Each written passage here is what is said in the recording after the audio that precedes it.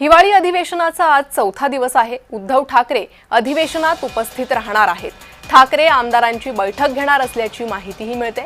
उद्धव ठाकरे 2 दिवस म्हणजेच 11 आणि 12 डिसेंबरला हिवाळी अधिवेशनाला हजर राहणार असल्याची माहिती आहे।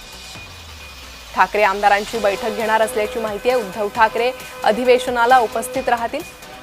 आज आणि उद्या ते अधिवेशनाला उपस्थित राहतील अशी माहिती आहे।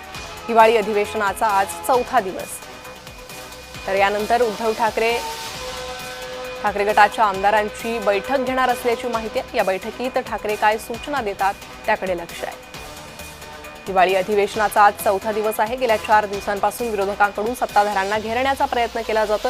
विविध मुद्दे उपस्थित करण्यात आलेले आहेत। तर आज चौथ्या दिवशी उद्धव ठाकरे हिवाळी अधिवेशनाला उपस्थित राहणार असल्याची माहिती आहे। आज आणि उद्या ते हिवाळी अधिवेशनात उपस्थित असतील आणि त्यानंतर ते आमदारांची बैठक घेणार आहेत।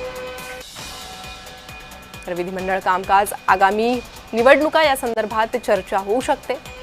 त्यांच्या या बैठकीत ते आमदारांना काय सूचना देतात याकडे लक्ष लागलंय।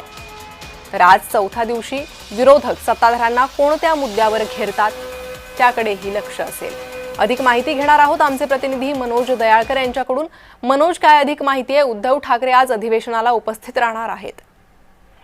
हिवाळी अधिवेशनाला सुरुवात झालेली आहे। सोमवारी आपण बैठक या ठिकाणी पहिला दिवस होता आणि त्या अगोदर चहा पाण्याचा कार्यक्रम झाला आणि आता चौथा दिवस आणि या दिवशी देखील उबाटा गटाचे नेते उद्धव ठाकरे या आज नागपूरमध्ये उपस्थित राहणार आणि अधिवेशनाला देखील ते उपस्थित राहणार आहेत। आणि त्यानंतर काय या ठिकाणी आपण बघितलं रंगत लागणार हे देखील पाहणार आहे। कारण की आपण बघितलं कालच्या दिवसामध्ये काँग्रेस आणि उद्धव ठाकरे बाळासाहेब गटामध्ये कुठेतरी जागावरून वाद हा निर्माण झालेला होता। त्यामुळे आता उद्धव ठाकरे हे नागपूर अधिवेशनामध्ये येत आहेत आणि त्यामध्ये उद्धव ठाकरे काही जो वाद आहेत दूर करतात हे देखील पाहणं महत्वाचं ठरणार आहे। आणि त्याच्यात ज्या प्रकारे भाजप ही टीका करत आहे आणि त्यावरती उद्धव ठाकरे पुन्हा एकदा काय टीकाचं भाजपवरती देखील सोडणार आहेत आणि महायुतीवरती सोडणार हे देखील पाहणं महत्वाचं ठरणार। कारण की आता महानगरपालिकेच्या निवडणुका आहेत आणि त्यामध्ये आता आपण म्हणतो उबाटा गट देखील आक्रमक झालेला आणि ते देखील सातत्याने पक्ष प्रवेश देखील करत आणि त्यावरती आता अधिवेशन मध्ये काय कशा प्रकारे महायुतीवरती टीका करे हे देखील पाहणं महत्वाचं ठरणार आहे। जी मनोज, धन्यवाद या सविस्तर माहितीसाठी।